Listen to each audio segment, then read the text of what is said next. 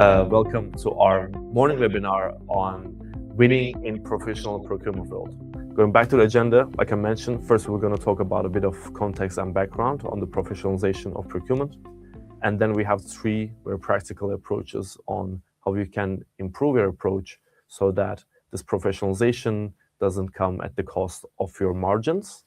And then lastly, like I mentioned, there are some key commercial terms that we see in our customers' businesses that forces them into this long-term or very unfavorable contracts. So I would like to show you some of those to you, so you also be mindful of those. And then we'll have a wrap-up and a Q&A session. So the presentation goes around for half an hour, and then we will have 15 minutes for questions if we have any. Yes, let's get started. So the professionalization of procurement, I have the pleasure of doing some customer research, customer analysis on behalf of our clients. And part of that, I get to talk a lot with some procurement professionals. And we ask about their procurement programs, how do they manage their categories, what is important to them, and what has changed in the last 10 years. And one thing that always comes up in most larger companies is that they're more professional now than they have been 10 years ago. So they have been on this journey. They've been trying to, get their systems in place, get their processes in place, so that they can run procurement as a value-adding function, and also have some governance in place so that they can be compliant in terms of company bylaws, in terms of actual country laws, in terms of anti-money laundering or know your customer or know your supplier kind of topics. So there is a lot of benefits for companies to focus on procurement. Any cost you save buying something goes directly to your bottom line. So it's quite, it makes sense to focus on this. So, of course, a lot of companies has been on a different journey, but we see that, there might be 4 stages of this. First, the classical order processing. You might have maybe no procurement person, or maybe as a purchasing department that purchases everything. That basically is someone that handles all the incoming goods and services and handles invoices, etc. And then, of course, over time, there's a cost reduction target. If we know what are our categories, if we're structuring on where does our money go to when buying stuff, we might also be more mindful about how can we reduce cost. This can be on an ad hoc way, where we are just basically trying to negotiate better prices on every contract, or we might have a more structured way where we're opening up competitive RFPs for most of the things that they buy. And then we call strategic sourcing. This is a more mature view where we know that the category management becomes an established practice. Category management is the way of running your all the things that you buy, goods and services, under specific categories. So mainly you might have 2 groups of categories, one indirect and direct sourcing. Direct sourcing is all the things that goes into your value chain. So if you're producing, desks, buying wood will be a direct sourcing, and buying safety vests or traveling for the customer sides might be indirect sourcing. So the first split is there. And under that, every category is grouped into some relevant groups. So you might have, for example, all the safety equipment, all the training into one category. You might have all the traveling, hotels, airlines in one category, of course, depending on the company size. But companies do this so they can standardize their processes across those categories, but also have this total cost of ownership view. So, for example, having better hotel contracts and good locations might mean less travel costs in other items. So it is better to have one category manager that's focused on travel, so that we can have this total cost of ownership lens rather than just like going by line item. And then the last bit is the value orchestration we call. It's when companies become so mature that they might even start consolidating their volumes with related or unrelated businesses. We see this in conglomerates, where a big company with a lot of sister companies or child companies centralize sourcing so they can consolidate their volumes to get better prices. Or it might be a private equity firm doing some of the indirect sourcing for their portfolio companies. So when you first face these parties at this maturity stage, it becomes quite difficult to maybe try to get them onto the more expensive product, or maybe try to do a price increase on their contracts because they have consolidated all of volume. And then there's the external consultancies. It has become, from the consulting world, I can say that, procurement is quite a good growth area if you're in consulting. We see more and more procurement consultants that are starting or becoming part of bigger firms because there's a lot of focus on it. And we see that there's a lot of cost out projects running for the last 3-4 years, where many big companies are trying to reduce supplier costs and also reduce headcount. And for this, they get external help. They get these external consultants in. They even run their negotiations. They look at the categories where they help them, where they can save money. And then when they leave frameworks, cost modeling, all these tools that the in-house procurement can use to replicate their work. Obviously, when they're at that stage, that puts a lot of pressure on the suppliers, and that is basically the purpose of this webinar, just to look at, if we are in a situation, if we're in a market where we see that a lot of our customers are becoming more and more mature with procurement, what can we do? How should we adjust our commercial approach? So that's basically it. Yeah. So yeah, the question is not whether procurement will get more sophisticated. It is whether your commercial approach is keeping pace. So that's the core message of today. And I will show you some commercial approaches so that you can also get some inspiration on how we can adapt and keep pace with this development. So yeah, I've already talked about this. Basically, it's a lot of moving from gut feeling and relationship-based buying and ad hoc contracts to really process-driven evaluation. So they have really rigid buying processes now, so that they're able to evaluate different suppliers more professionally, but also in a more standardized and consistent way. So it's easier to evaluate supplier A, B, and C on specific metrics. They also want to be more fair and more transparent towards their suppliers. So they run these processes where they actually don't take more meetings with supplier A than B, so that it's fair for all of the suppliers. And they also obviously want to reduce non-compliance here, using relationships to maybe favor desired sellers or desired relationships. So yeah, how do we adapt? So for that, I will talk about 3 practical approaches. The first one is segmenting your customers by procurement maturity. So basically, not all customers are the same, and size here is not the main determinant. It's not the main criteria that you can say, oh, the bigger companies are more likely to be more mature. No, it really depends on their journey. So I will show you some criteria that you can use to segment your customers and tailor your approach based on that. The second one is design pricing that holds up. Like, if we cannot explain to ourselves why our pricing is the way it is and how it works, we are not going to be able to explain to our customers as well. So I will show you a practical way how you can put more structure and professionalism into your pricing methods. And lastly, how do we make our value argument survive? Value communication, I think, is a really interesting topic, but it is only, let's say, valuable if it survives the internal world, because you're only in some sales meetings, but the buying happens behind closed doors where the sellers is not there. So I will show you some approaches how you can make your value argument more transportable. Yeah. And feel free to put questions in the chat. I cannot see them right now because I have the presentation on my screen, but you can just put them now, and when I start the Q&A, I'll just take them. Great.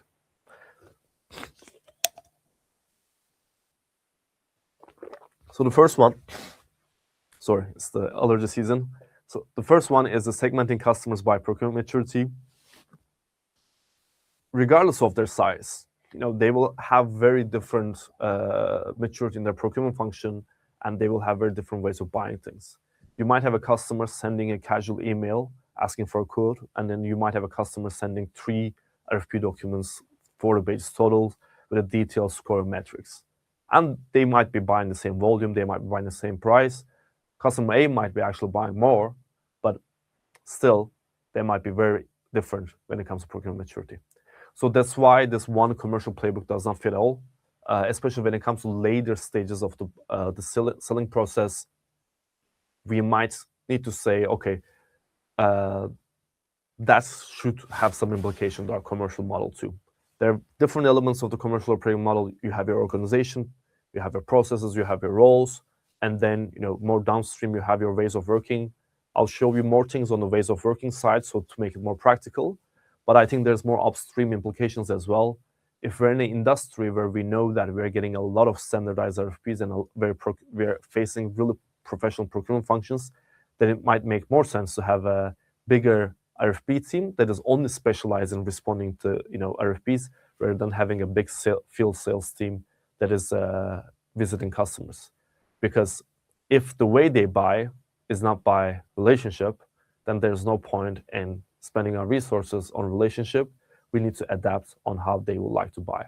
So that is one piece of recommendation outside of this content as well. So yeah, they're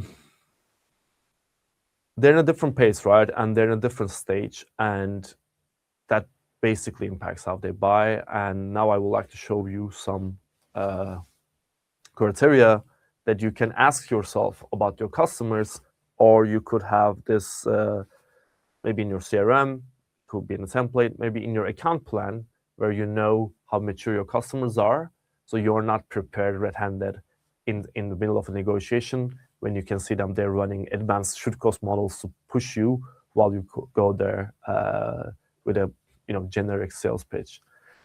So the first and easiest dimension is the procurement structure. Do they have a dedicated procurement team? Do they have category managers, and do they have external advisors? The category manager part, I think, is very easy to understand, and it's very easy to ask your customers as well. How are you structured? Are you the category manager? And how do you manage your categories? And they're usually quite open to answer that, because they want to be transparent on how they work, because they don't want to make life easier for sales teams as well, obviously.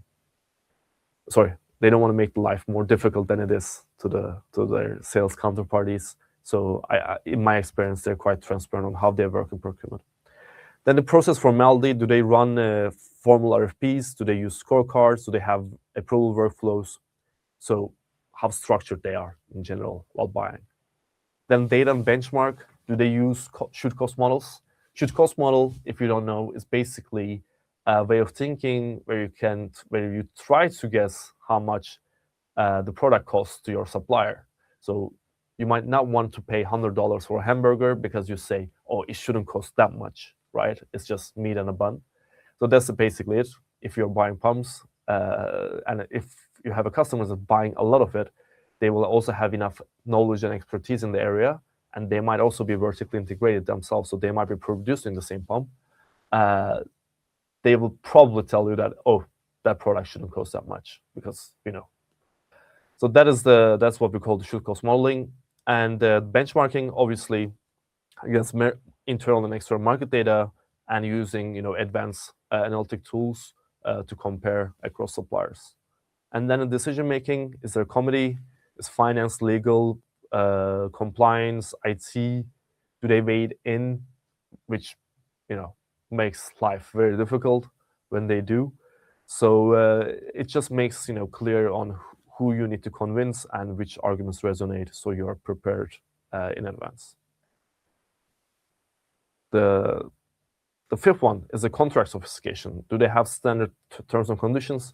So do they try to push their own contracts to you instead of using your contracts? There's always it's not a red flag, but it's something to watch out for. In some industries, I think it's valuable to have your legal team look through those as well, because you don't want to sign a contract, especially from sales side, that you don't want to be responsible for. Do they push from multiple frameworks? Do they have detailed SLAs? So this kind of contract complexity, it's a pretty good sign that they're quite sophisticated in their procurement approach. And then lastly, the external support. Do they have procurement consult involved in the negotiations? Do they have third parties running their tenders? At that stage, you can say that, okay, they're going to be difficult to sell to. If a consultant is involved, yeah, the bar is significantly higher. There, I would suggest that you come pretty prepared, because these consultants, that's their job. They're doing this every day, pushing suppliers. So they will probably have good tools and arguments ready with them. Yeah.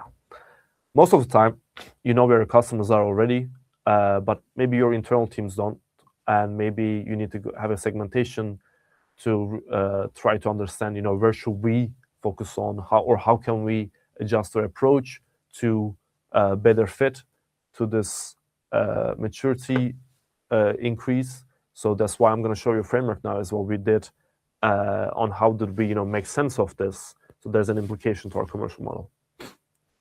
That said, you also don't need a perfect segmentation model on day one.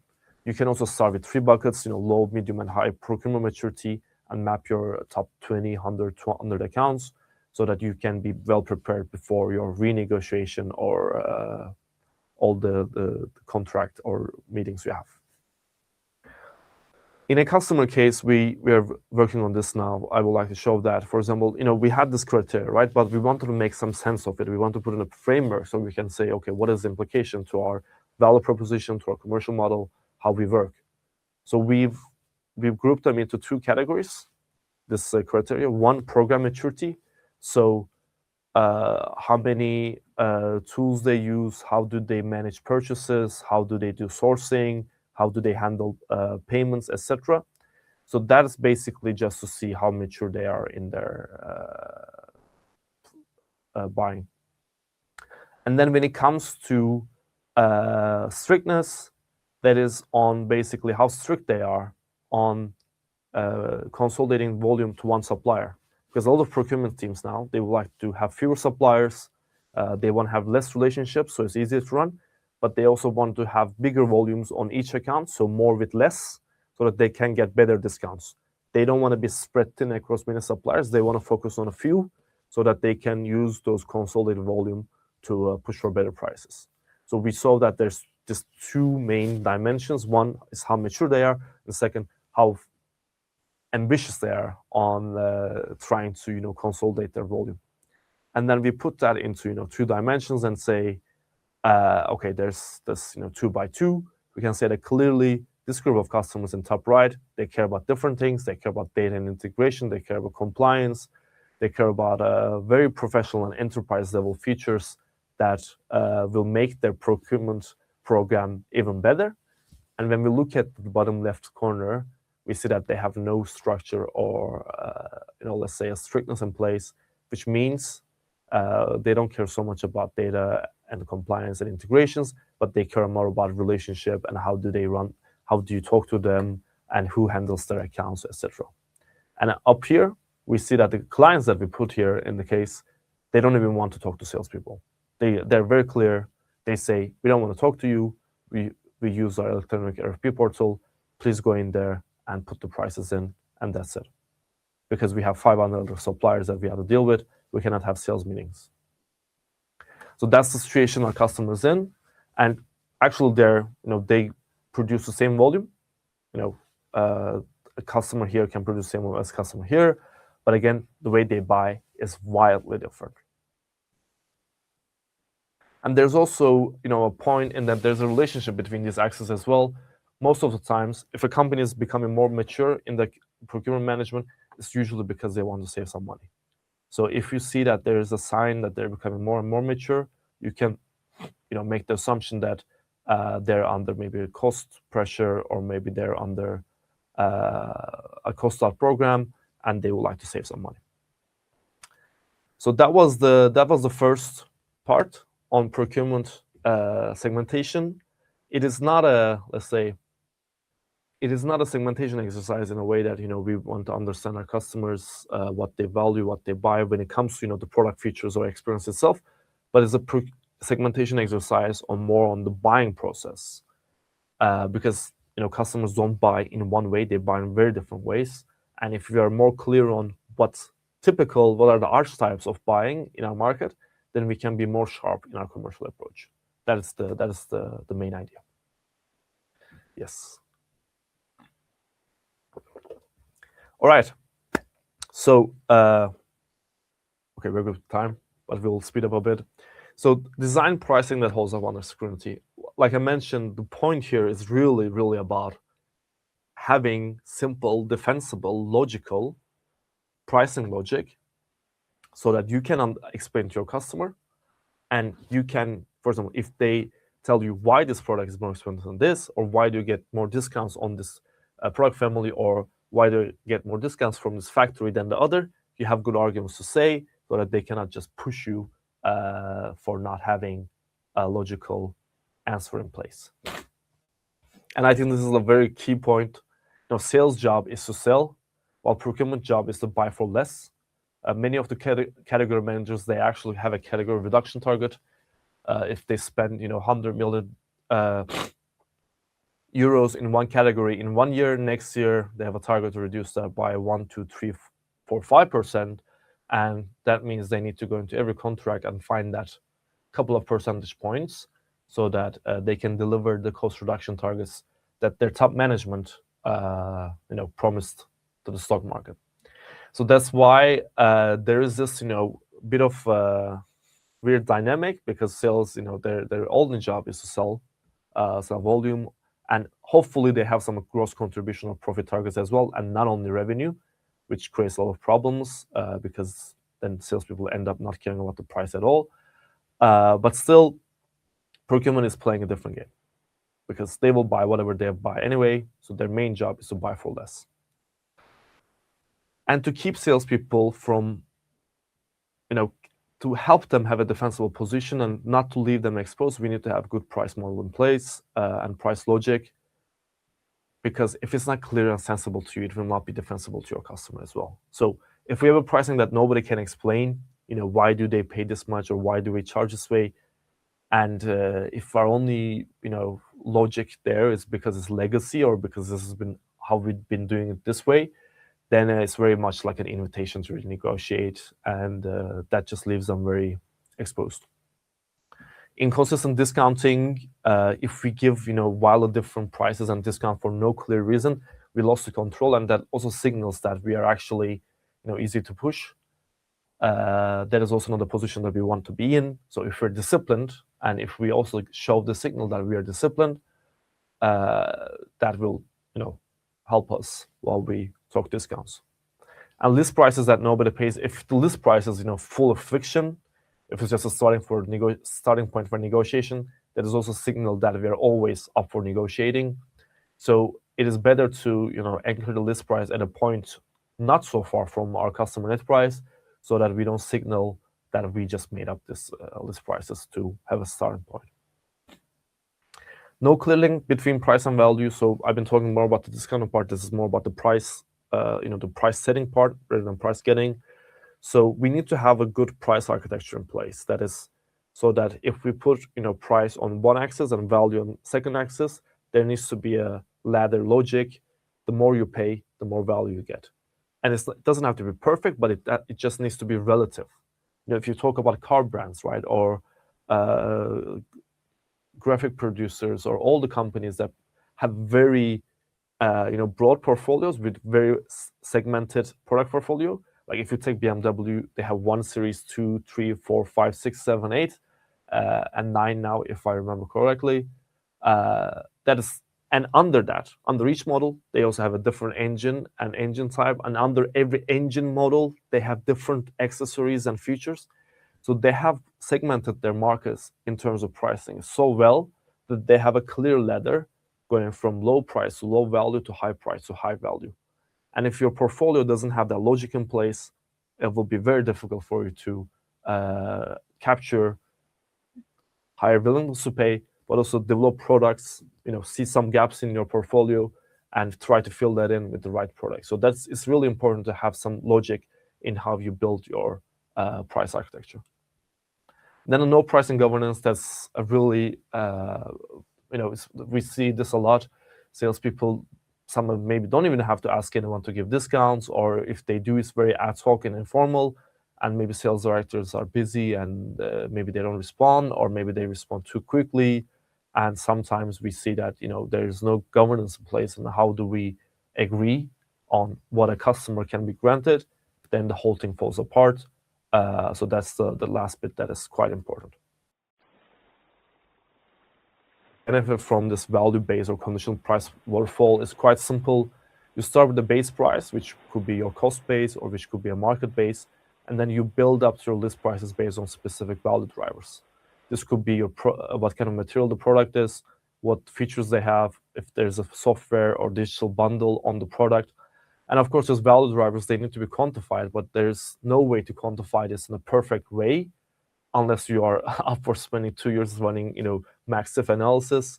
So it doesn't have to be perfect, these numbers, these quantified numbers. They just have to be relative. If we know that the customers value the metal over bronze more, then we should have a value driver that increases the price of metal product more than the bronze. So it's very simple. Of course, coming up with a specific number there, it takes some experimentation, it takes some customer validation. But I think every company has a good idea internally on what are their value drivers and how these options differ relatively to each other. And if you're working in all around the world, it is with multiple segments and multiple channels. It's also sensible to have regional or segment-specific list prices that you discount or increase based on regional or segment differences. So if you're selling into less developed countries and if your margins are already high, it's probably more sensible to have a specific region list price, whereas the price is lower than how much you sell in Norway. But of course, this depends not only on the market's macro conditions, but also your competitive position, your brand recognition, your market share, etc. So there's some variables that you can use to get from a list price to a regional list price. Then the last bit, how do we go from list price to net price? Here you can get really creative. We have, for example, highlighted now, you can give discounts on volume, on potential, on loyalty, on terms, and others. And you can get really creative here. You can say, from specific factories, if you pick up on Tuesdays, we will give you a lot of discount just to improve your operations. So you can try to steer your customers in a more desired behavior while using this logical discounting terms. And I think this is the easiest place to start, having value-based, let's say, price setting logic. Maybe it's not the easiest exercise, but having a proper discounting framework in place, I think it's something most companies can do, even internally. And I think this can benefit your, let's say, price defensibility a lot. So like I mentioned, each discount level should be tied to a specific customer behavior commitment. You should make it transactional, so it's you give, you get, so no free concessions. If you want more discounts, you should, have more of your share of wallet in us, or you should buy more. And remember that, procurement professional, they will test every line item on this discount framework. So we need to have a defensible story for each one and train sales on that. And then lastly, we need to have a governance in place so that this is being used. Yeah, so this was the second point on how to have a practical approach to have a defensible pricing and discounting methods so that you don't leave your salespeople exposed in negotiations. Lastly, how do we make our value argument survive procurement review? This CFO selling or value-based selling, this has been around for 20, 30 years now. Every sales training company, trained a lot of salespeople on this. It's still, I think it's not there. And it's one of the reasons that it's not really portable internally. Like I mentioned before, I believe that most of the buying happens in internal meetings and not in external meetings. No one says yes in a sales meeting, right? They go back, they discuss internally, and they come back to you. And for that, we need to equip our internal champions and internal buyers with our value arguments in a simple, transportable form so that they can share with their colleagues as well. So a value story that we take to our champion or category manager, it will need to go to somewhere else. It will need to go to buying committee or CFO. So the person you're hearing your value pitch is really the same person who makes the final decision. So I'm going to give you some approaches here on how to make more portable. It cannot be too abstract. We deliver best-in-class service. that means nothing. Or we are, we take good care of customers, or we are the biggest one, or we've been in the market for 50 years. I think no one cares, really. It's just there's some brand.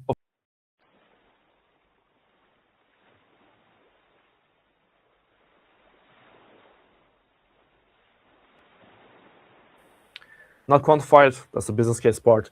We need to try to quantify as much as possible. We need to send out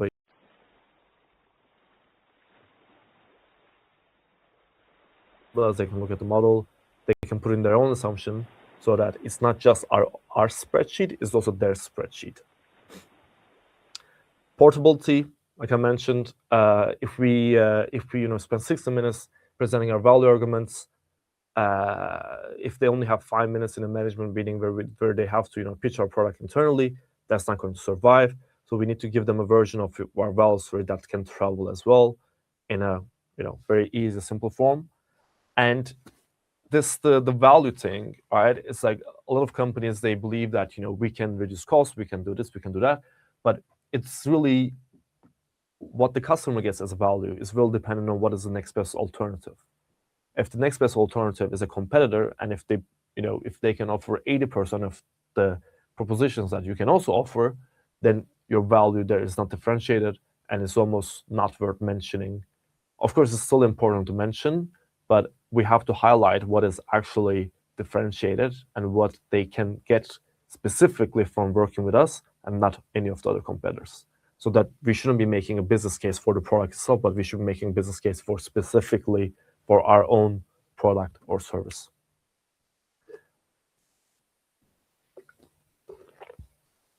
So 5 principles. I'm just repeating myself here, but because it's very simple, it's not easy.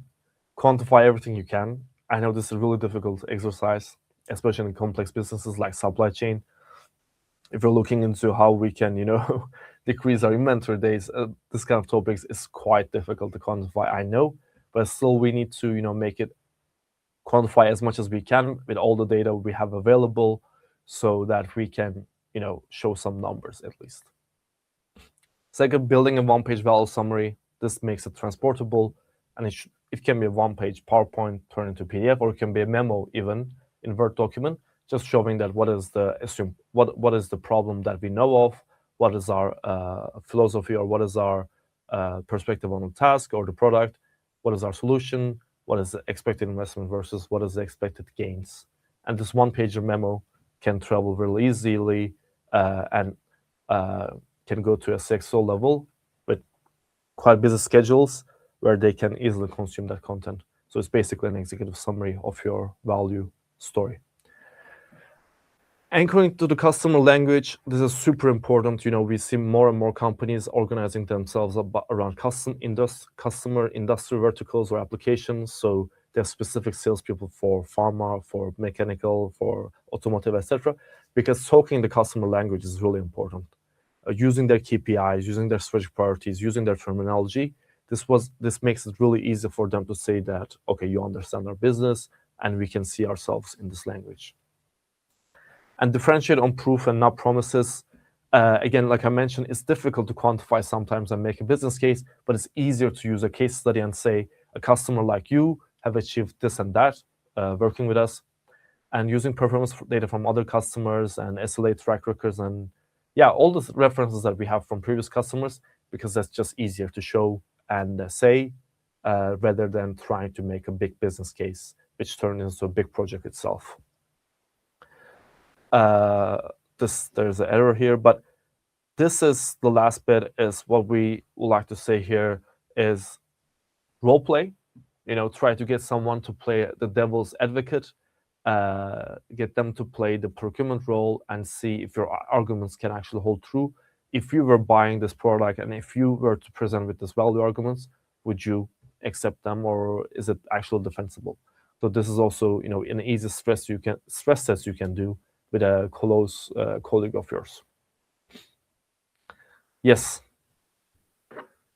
we're actually nearing the end. So before we get to the Q&A, I would like to mention this key commercial terms to watch out for, and you will get this list as well.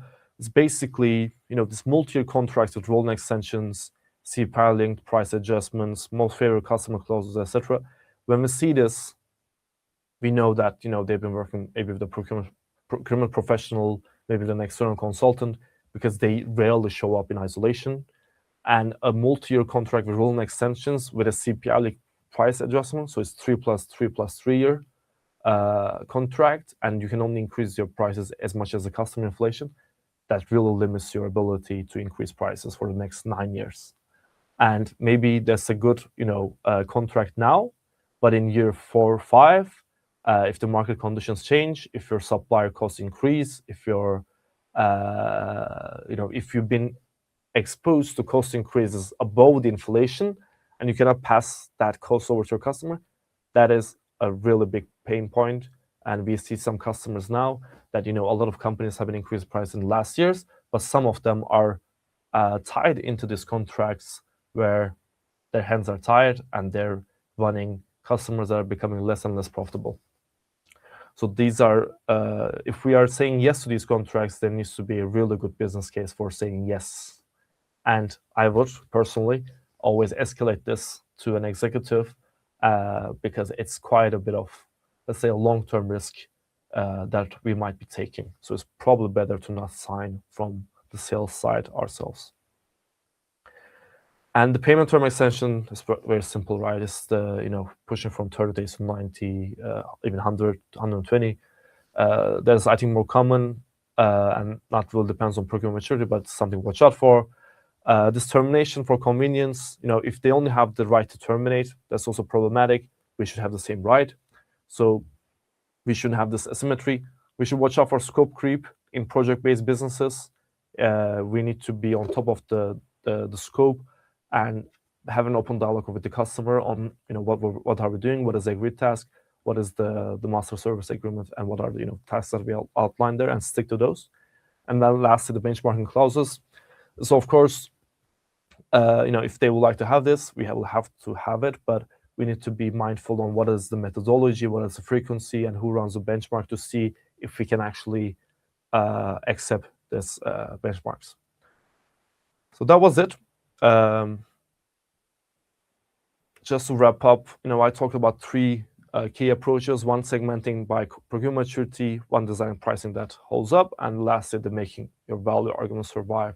And I hope that these provided you with some inspiration on how to make you more equipped with handling professional procurement teams. Just maybe one thing to do this week, if you have a negotiation coming up, you can classify your customer based on procurement maturity and see which game are they playing. We can ask ourselves, can I explain every line of our pricing to our customers? And we can write our value argument in 3 sentences. And if we can't, it's probably not ready. So that's, that was it from my side. Thank you very much for today. And hope you have a nice rest of the day.